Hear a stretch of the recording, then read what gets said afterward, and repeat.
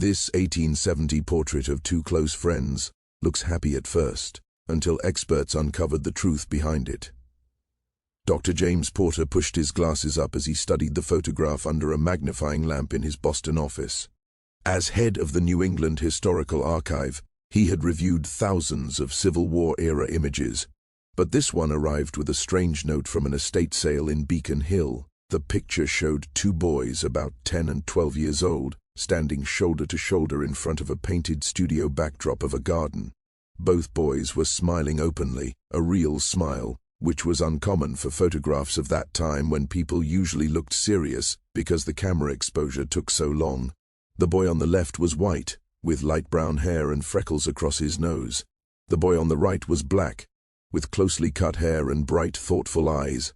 Each boy rested one hand on the other's shoulder, a clear sign of friendship and trust.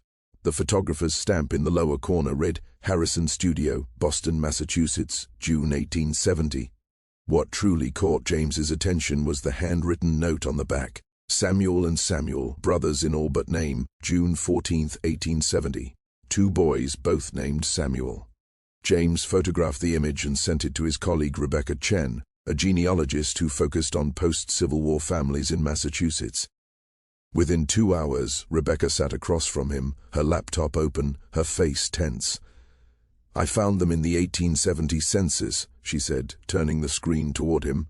"Same household, Samuel Whitmore, age 12, son of Thomas and Eleanor Whitmore, and Samuel Whitmore, age 10, also listed as son of Thomas and Eleanor Whitmore." James leaned closer. Two sons with the same first name. That wasn't just rare, it was almost unheard of. Families avoided that kind of confusion. "Exactly," Rebecca said. "And look at this." She pointed to the racial markings. One Samuel was marked W for white, the other was marked B for black.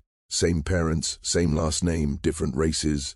James felt his heart race. Could it be a mistake? Census workers often made errors. "That's what I thought," Rebecca said. "But I checked birth records. Samuel Whitmore, white, was born in Boston in 1858, to Thomas and Eleanor Whitmore. Thomas was a shipping merchant with good money, but there is no birth record for a second Samuel in that family." She opened another file. "But I did find something else. In Freedman's Bureau records from 1865, there's a boy named Samuel, age 5, listed as an orphan. His parents, James and Ruth, last name unknown, were enslaved in Virginia and died soon after emancipation. The boy was brought to Boston by a relief group." James leaned back. "So the Whitmores took in this orphaned black child and gave him their own son's name?" "That's how it looks," Rebecca said. "But why?" In 1865 Boston, there were orphanages and charities. Why would a wealthy white family not only take in a black child, but give him the same name as their biological son? James looked again at the photo, at the boys' easy smiles and closeness. "We need to know what happened to them. Did they stay together?" Rebecca nodded. "I'm already looking, but there's more. I found a newspaper article from 1866. She pulled it up. It briefly mentioned Thomas Whitmore being investigated for harboring a fugitive. The charges were dropped, but the article hinted at trouble around his household. "A fugitive?" James asked. "The war was over. Who were they hiding?" "That's what we need to learn," Rebecca said softly. She studied the photo again. "Those boys are hiding something that made sharing a name necessary. And I think it saved one of their lives." Over the next week, Rebecca dug deep into the Whitmore family history. What she uncovered showed a family far more complicated than it first appeared. Thomas Whitmore inherited his shipping business in 1855. The company moved goods along the Atlantic coast, cotton, tobacco, manufactured items. In the 1850s, it did well, but was nothing special. Then the Civil War began. "Look at this," Rebecca said, spreading documents on the research table. James studied business ledgers from the Massachusetts Historical Society. In 1861, Thomas's ships started carrying medical supplies, weapons, and food for Union soldiers. Profits rose sharply. "But here's the strange part," Rebecca said, pointing to a note in a ledger from 1863. "Special cargo, night transport, no manifest." "No manifest," James repeated. "What was he moving?" Rebecca showed him a faded letter from 1864. It was addressed to Thomas from a man named William. The package you helped deliver last month arrived safely in Canada. The family sends thanks. 3 more packages await transport when conditions allow. Your courage serves a cause greater than profit." James inhaled sharply. He was part of the Underground Railroad. "Yes," Rebecca said, "and not only during the war. Records suggest he kept helping black families relocate even after 1865. That's when young Samuel enters the story." She laid out a timeline. Thomas's biological son Samuel was born in 1858, in 1863. Eleanor Whitmore joined the Boston Ladies Freedmen's Aid Society. She helped newly freed people arriving in the city. "So they already worked with freed families," James said. "More than that," Rebecca replied. "I found Eleanor's journal from March 1865. She read aloud. James and Ruth, whom we helped reach Boston last autumn, have both died of illness. They leave behind a son not yet 6, alone in a world that sees him as a burden. I cannot stop thinking of that child. Thomas says we must consider carefully, but my heart knows what we must do." James read it again. "They knew the boy's parents. They helped them escape." "Yes," Rebecca said, "and when the parents died, they took in the child. But here's where it turns serious. In May 1865, Thomas and Eleanor applied to become his legal guardians. The court denied it." "Denied?" "The judge praised their charity," Rebecca explained, "but said he could not approve raising a Negro child in a white household as a natural son. He suggested placing the boy in a colored orphan institution. But they didn't," James said, glancing at the photograph. "No," Rebecca replied. "Instead, they created a second birth record." She showed him a document from June 1865, listing Samuel Whitmore as born in Boston in 1860 to Thomas and Eleanor. "It's forged," she said. "Different paper, different handwriting, but it entered official records." James stared at her. "They made him legally their son." "Yes," Rebecca said. "They gave him the same name as their biological child. 1 name, 2 boys." James later found school records from Beacon Hill Academy. Only 1 Samuel Whitmore was enrolled, but attendance sheets told another story. Handwriting changed. Grades swung wildly. 1 month strong in math, weak in Latin. Next month, the opposite. They were switching places, James said. 1 week the white Samuel attended, the next week the black Samuel. Rebecca was stunned. How die? "Did no one notice?" "Large classes," James said, "and the city was changing after the war. A black child couldn't openly attend the school, but a merchant's son could. If the boys alternated, it could work. They wore similar clothes and haircuts to help the illusion." Teachers noticed something was off. One wrote in 1869, "Your son seems like 2 different children. Some days focused and polite, other days lost and struggling. Maybe they understood and stayed quiet," Rebecca said. Boston was complicated then. Some people supported equality, others only pretended to. More records appeared, bills for matching clothes in different sizes. Medical notes showing both boys had measles weeks apart, both listed as Samuel Whitmore. They lived 2 lives under 1 name, Rebecca said. They shared opportunity. The white Samuel stayed home when needed. The black Samuel went to school and learned. James found Eleanor's diary from November 1868. She wrote that the boys had accepted their arrangement with grace. The biological Samuel insisted his brother attend math lessons because he was better at numbers. "They think of themselves as 1 person," she wrote. 2 bodies, 1 life. "I pray God forgives our deception, but I cannot believe it is wrong to give a child a chance." "They gave him everything," Rebecca said quietly. "Education, status, a future. But it was risky," James replied. "If exposed, Thomas could be charged." The boys separated. Then Rebecca's phone buzzed. "There's a newspaper article from 1871, she said, 1 year after the photo. The headline accused Thomas Whitmore of fraud and identity deception. The article detailed forged records and a black child attending a white academy under false identity. Boston society erupted. Some defended Thomas, others demanded punishment. Thomas was arrested in March 1871, charged with fraud and forgery. The boys were taken as witnesses. Trial transcripts showed the white Samuel saying, "He is my brother. We share everything. I don't see how that is fraud." The black Samuel said, "They gave me their name and love. If using the name Samuel is a crime, then I am guilty." The trial lasted 3 weeks. Teachers testified, neighbors spoke of two boys laughing at the confusion their shared name caused. The judge found Thomas guilty but gave only a fine. He said the act came from compassion, not harm, and urged lawmakers to reconsider unjust laws. But socially, the family paid dearly. The boys were expelled from school. Eleanor was forced to resign from charities. Business partners left. Income collapsed. The family sold property and moved to a modest home. Yet Rebecca found one last record. In late 1871, a Quaker school in Cambridge enrolled two students, Samuel Whitmore, age 13, and Samuel Whitmore, age 11. Same parents. The Quakers accepted them both. She found a letter from the headmaster. "We believe education is a divine right, not a privilege. Both of your sons are welcome here, no matter what bow Ston society believes. We see no wrongdoing in giving a child a name and a future. We see only love, and that is something we choose to respect rather than judge." The boys did very well at the Quaker school. Academic records showed that both Samuels performed strongly in their studies. Teachers' notes described them as inseparable, often finishing each other's thoughts, studying side by side, and standing up for one another at the smallest sign of unfair treatment. James found an essay written by the white Samuel in 1873, when he was 15 years old.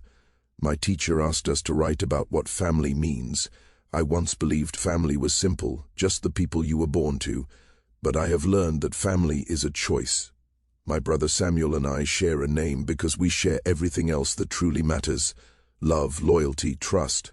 Some say it was wrong for my parents to give him my name. I believe it was the only right thing they could have done. He is my brother in every way that matters, and I would rather lose every friend, every advantage, every opportunity than ever give him up." Rebecca's eyes filled with tears as she read it. They stood by him through everything. But what became of them? James asked. Did they remain together? Did the black Samuel keep the name and the future they had fought so hard to protect? Rebecca pulled up the 1880 census. "Look here. Both Samuels Whitmore, now 22 and 20, living in Cambridge. Both listed as students at Harvard College." "Harvard?" James leaned forward. "They both made it. Not only that," Rebecca said as she opened university records, "they both graduated in 1882. One earned a degree in law, the other in medicine." As they looked further into the 1880s, a harder truth appeared. The brothers, now grown men, faced a difficult question. How long could two adults continue to share one name and one identity? Rebecca found a letter from the white Samuel to his parents dated January 1883. "Mother and Father, Samuel and I have spoken at length about our future. We know we cannot go on as we have. The world will not allow two men to share one identity forever. For years, confusion protected us and opened doors. Now it threatens to close them. One of us must choose a different name, a different path, and we both know who can do that with less danger." James found Thomas Whitmore's reply written a week later. "My dear son, I understand your reasoning, but my heart fears the meaning of it. We gave you both the same name to protect you and give you equal chances. If one of you gives up that name now, does it mean society has won, that prejudice has triumphed? I beg you to think again. Surely there must be another way." But there was not. Rebecca uncovered a legal document dated March 1883. The black Samuel officially changed his name to Samuel James Whitmore, adding his biological father's name as a middle name. He kept Samuel. Rebecca noted that he kept the name that had given him everything, but reshaped it as his own. From there, their paths slowly separated, though their bond remained strong. The white Samuel joined a Boston law firm and later focused on civil rights cases. James found court records showing him defending black families in housing disputes, representing freed people in unfair contracts, and fighting segregation laws. Samuel James chose medicine, but doors were closed to him again and again. Rebecca found rejection letters that were painfully blunt. "While your qualifications are sufficient, we cannot employ a Negro physician. Our patients would not accept treatment from someone of your race." "So what did he do?" James asked. Rebecca opened a property record from 1884. He opened his own medical practice in Boston's South End, a largely black neighborhood. And the loan for the building was co-signed by his brother. Newspaper advertisements soon followed. Samuel James Whitmore, M.D., Harvard graduate. offering medical care to all families regardless of ability to pay. Over the years, articles described Samuel James as a doctor who never turned anyone away, who accepted food or work instead of money, who made house calls at all hours for patients other doctors refused to see. One profile described his crowded waiting room as proof of the community's trust. When asked about his unusual path, he said, "I was given a name I had no claim to by people who believed I had every right to it. Everything I am comes from someone seeing an orphaned black child not as a burden, but as a son." The White Samuel's career also flourished. By the 1890s, he was one of Boston's best-known civil rights lawyers. In 1892, he argued a major case before the Massachusetts Supreme Court, challenging school segregation. Rebecca found his closing argument. "My own brother was denied education because of his race. My family had to break the law to give him what should have been his by right. A society where justice requires deception is a society at fault. The question is simple. Do we truly believe in equality, or do we only pretend while preserving old barriers?" In 1895, a man from their past tried to expose them again. James found letters sent to newspapers by Richard Caldwell, a former Beacon Hill Academy classmate. He accused the brothers of continuing a long-running fraud, but the newspaper chose to defend them instead.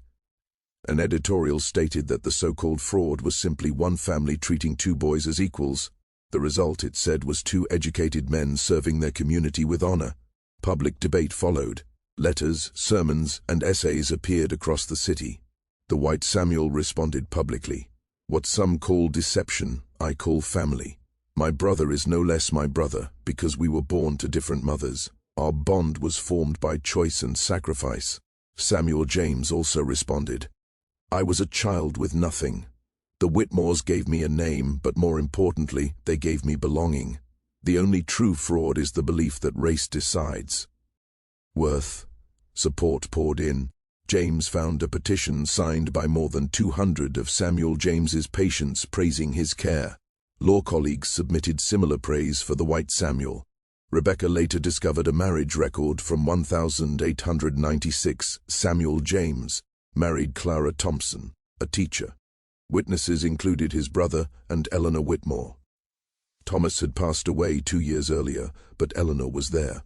A newspaper described the wedding as attended by both black and white guests. The brothers remained closely tied. Samuel James and Clara had 3 children. The White Samuel never married, but he became godfather to all 3. He paid for their schooling at private institutions, including ones that had once expelled both brothers. James found a photograph from 1905 showing both Samuels with the children. The White Samuel's hand rested on the eldest child's shoulder, echoing the gesture from the 1870 portrait. Written on the back were the words, "Two Samuels, one family, 3 generations of love stronger than law." Eleanor Whitmore died in 1907. Her obituary described her as a woman of moral courage who chose love over custom. At her funeral, both brothers spoke. The White Samuel said she taught him that true strength meant knowing when rules were wrong. Samuel James said she called him son when the world refused to. In 1910, both brothers were interviewed for a national magazine on social progress. They spoke openly about their shared name and shared life. "We learned early that brotherhood is a choice," the White Samuel said. Samuel James added that every life he saved existed because one family refused to accept injustice. The article spread nationwide and inspired others. Letters arrived from families facing similar struggles. The brothers answered carefully, encouraging love over fear. In 1915, they spoke together at Harvard on the anniversary of the Civil War's end, declaring that their story was not about exception, but about possibility. Years later, Sarah Mitchell stood in the Massachusetts Historical Society, looking at the restored 1870 photograph. Months of research had turned a simple portrait into a powerful story. Visitors moved slowly through the exhibition, reading about 2 boys given one identity as an act of love. A young man paused and said, "They look happy." "Maybe they knew what was coming," his friend replied, and smiled anyway. Sarah's final panel explained that what critics called fraud allowed 2 children to live full lives. One became a lawyer fighting injustice, the other became a doctor healing those ignored by society. In 1920, shortly before his death, the White Samuel said his only regret was that deception had been necessary. Months later, Rebecca received a message from Samuel James's great-granddaughter. She shared a photograph taken in 1980 of her grandmother holding the original portrait. On the back was written, "This picture saved my father's life because it showed he was chosen and loved." After the exhibition opened, Sarah received letters from people inspired to build families across boundaries. The display became one of the society's most visited. Sarah often returned to the photograph, seeing now not just two smiling boys, but a quiet act of courage. Two children, one name, one bond, proving that when the world demands division, choosing love can change everything.